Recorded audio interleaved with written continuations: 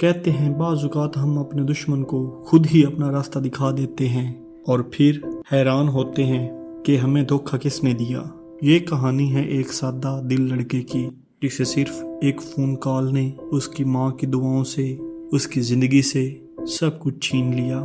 علی لاہور کے ایک middle class گھرانے کا اکلوتا بیٹا، بہت خاموش، شریف، پڑھنے میں اچھا، والدین کا فرما بردار، پارٹ ٹائم BA کی تیاری کر رہا تھا اور شام میں ایک کیفے پر جاب کرتا تاکہ ماں باپ کا ہاتھ بٹا سکے۔ اس کے دوست زیادہ نہیں تھے مگر جس پر علی اعتبار کرتا دل سے کرتا۔ اسی دل سے اس نے ریحان پر بھروسہ کیا اور شاید یہی بھروسہ اس کی زندگی کی آخری غلطی تھی۔ ایک رات تقریباً 10:30 بجے علی کو فون پر کال آتی ہے۔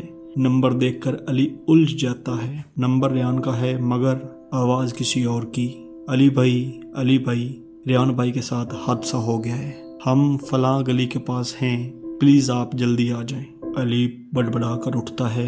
ماں کہتی ہے بیٹا کہاں جا رہے ہو؟ وہ جلدی میں صرف اتنا ہی کہتا ہے ریحان مشکل میں ہے، ابھی آتا ہوں۔ علی مقررہ جگہ پر پہنچتا ہے۔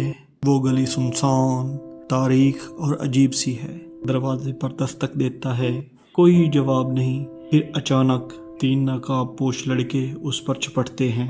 وہ اسے کھینچ کر ایک خالی کمرے میں لے جاتے ہیں۔ جیب سے موبائل، وائلیٹ، ATM سب لے لیا جاتا ہے۔ جب علی مزاحمت کرتا ہے تو ایک لڑکا چاقو نکالتا ہے اور 1 2 3 وار کرتا ہے اور علی زمین پر گرتا ہے، لہو میں لت پت۔ چند لمحوں بعد ایک اور نقاب پوش اندر آتا ہے اور چہرہ کھولتا ہے۔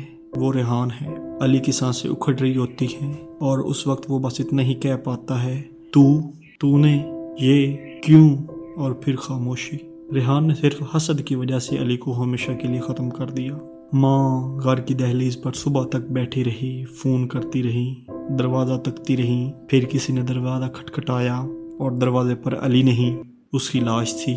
اس کہانی سے ہمیں یہ سبق ملتا ہے، کبھی کبھی ہمارا سب سے بڑا دشمن ہمارا سب سے قریبی دوست ہوتا ہے اور ایک غلط بھروسہ، ایک غلط قدم زندگی چھین سکتا ہے۔